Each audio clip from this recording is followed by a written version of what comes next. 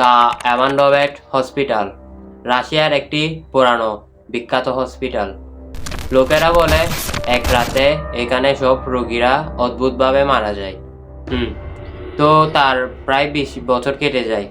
কয়েকটা ইউটিউবার ঢুকে এই হসপিটালটাকে এক্সপ্লোর করার জন্য, কিন্তু তারা ঢুকে যা দেখে সবাই শকড হয়ে যায় ওইটি দেখে। প্রায় 20 বছরের মতো এই হসপিটাল বন্ধ ছিল।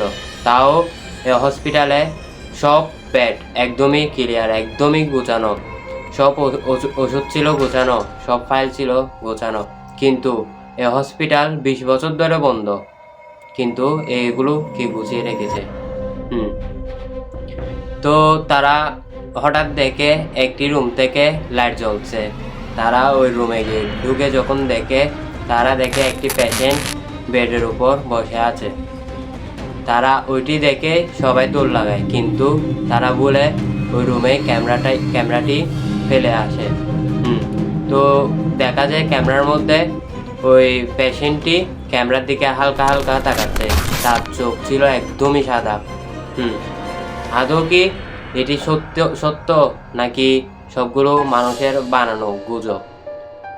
জানতে হলে অবশ্যই চ্যানেলটিকে সাবস্ক্রাইব করে পাশে থাকা বেল আইকন অন করে অবশ্যই কমেন্টে জানাও তুমি কি এই হসপিটালে কখনো যেতে চাও।